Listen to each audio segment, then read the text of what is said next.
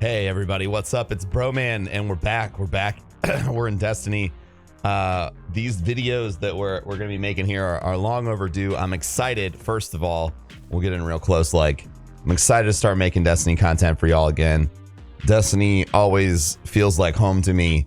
And even though I am occasionally very critical of the game, I stand by my statement that there is just nothing in my gaming experience as joyous as when there is stuff to do in Destiny. So let's talk about a little bit of what's been going on in the Destiny universe since the last time we made some videos. The first thing that I wanted to talk about, and I know that this is a bit of old news, is the new progression system. So the number one critique that I had throughout Destiny 2's process and even the end of Destiny 1 was that power progression was starting to get really pointless.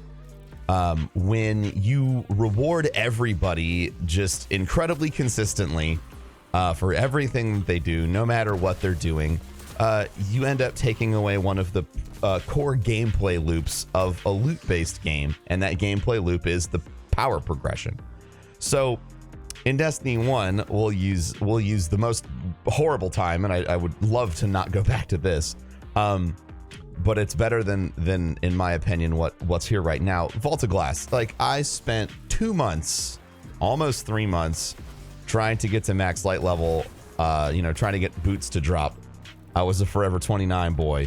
That was me. I was a shard boy, always got shards, couldn't get to max power, and slowly throughout Destiny 1, this grind was slowed down. Engrams were allowed to be carried over, and we got to the point where Rise of Iron launched and somebody hit max light level in 2 hours.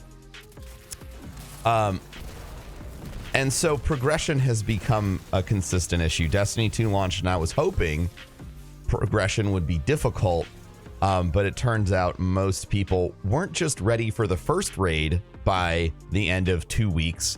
They were actually ready for the second raid as well, because the raid layer's minimum power was 300. So you were ready for everything in 2 weeks. And as much as I love the tight gameplay and everything else, and we can get on that conversation in a bit, the breaking of the power progression, making it too achievable, which is a game dynamic we can talk about in a little bit, kind of screwed up the Destiny formula.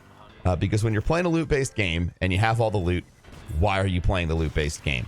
Now, my answer in Destiny 1 was, as a broadcaster or as someone who always played with friends, I liked taking the opportunity and the time to make sure all my buds got everything that they wanted. And the game was designed in a way that everybody sought to get the things that they wanted. Destiny 2, not so much. There's a whole bunch of reward cycle things that didn't really connect. There's the, lack of connection with exotics not feeling exotic, and your skill trees aren't as customizable. Basically, everything felt less special. So that's where we're at. So with the launch of Warmind, progression is being changed. There is a new soft and hard cap going across all the DLCs, including the new one. And I'm there to look this up. But let's talk about what a hard cap and what a soft cap is. A soft cap is how much power you can get in the game before you have to start completing end game. Okay, it's how much power you can get in the game before you start completing end game. And then a hard cap is the absolute maximum power you can get. So I'm going to make sure I read these directly. The soft cap for Warmind is 340. This is what you're going to be able to achieve through normal gameplay. This is the light level that blues are going to drop up to inside of the Warmind. Obviously, as we all know, blues can start dropping at higher light levels, but that requires powerful rewards, which you get through endgame. I'm assuming they're going to keep, flashpoints. I'm assuming they're going to keep nightfalls. I'm assuming they're going to continue to do raiding and all that stuff, and trials. But that's good. There's a big power disparity that forces you to play, end game. And these numbers don't consider the +5 mods. Drops are calculated with your best possible power, regardless if your gear is equipped or not. The things that I wanted to highlight about this is that, so Destiny 2, all right, for Warmind, you're going to be forced into endgame activities, which I think is good. I think that players should be rewarded. Endgame players should be rewarded with endgame power.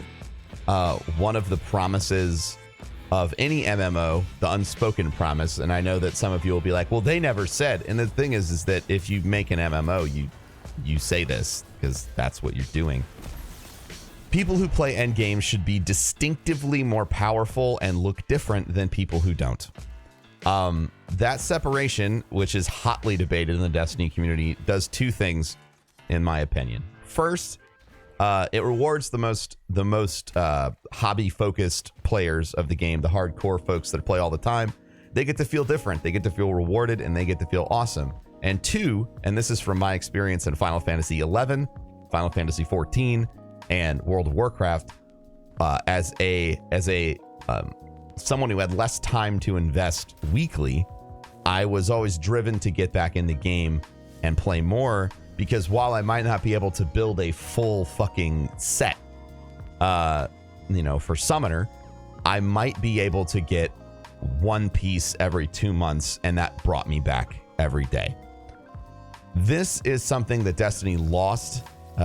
Destiny 2 lost in its launch and its DLC. Everything is cosmetic, which is part of the equation, but it's not all of the equation. The other part of it is power and obviously like truly exclusive loot, which I'm still formulating my personal opinion and thoughts about the clan engram system, but we'll get to that in a bit.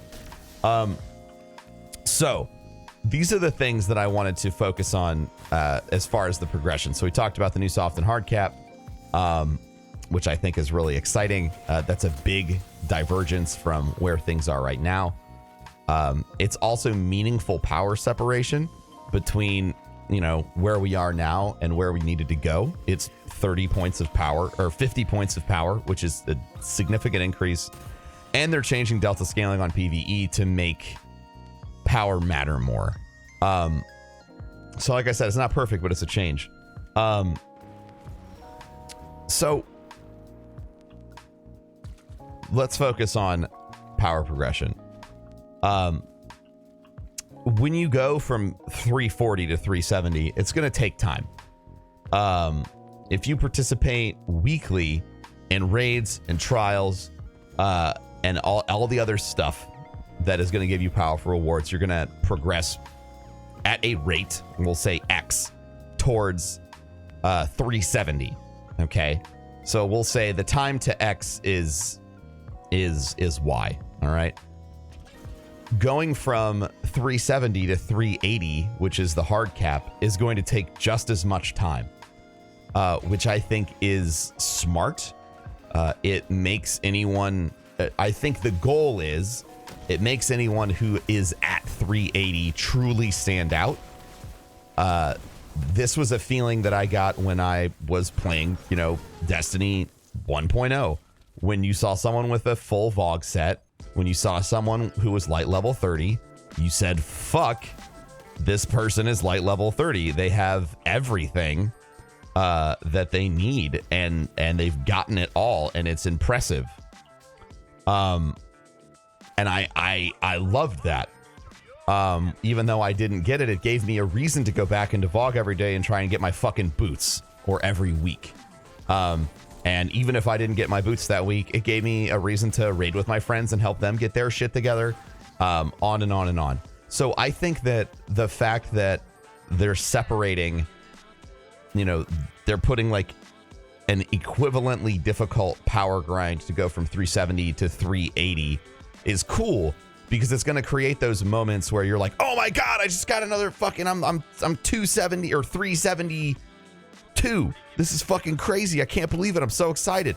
You know, those moments that got lost when when you're just stat checking everything. I think that is going to be a really cool moment. At least I'm hoping that that's what'll happen. It seems that that's how it's been designed to be delivered. So there is there's the thought process there behind that. My final thoughts on progression. This is the beginning of the fix. The other sides of progression that I didn't get to address in this are obviously like reward feeling, which means like you have to want to get these things and you have to have activities to do these things in, which can include raids or trials or whatever. Exotics actually feeling powerful. Weapons that are locked in raids and trials actually driving players to go back in. But all of that is something we can address another time. But for now, these are my thoughts on the change in progression. I'm excited to see how it's going to play out. As always, until we get our hands on it, it's all speculative. But my speculation is this new power system appears on its face to be much better than anything we've experienced in the past. I'm excited about it, and I can't wait to experience it. It could be great. It could be awful. The only way to know is to play. So until next time, folks, thanks for hanging out. Thank you for all of the support through the years on YouTube. I hope you've been enjoying the other content. If you haven't been back for a while, we've got full playthroughs of God of War going up right now, Far Cry 5. We've got the Ask Broman content, and it would mean the world to me if you took a moment and checked that stuff out. We're consistent here daily now. I know that we kind of stopped for a few months, but we're back, baby, and we're not going anywhere. Thank you so much for watching, and I'll catch you next time. Peace.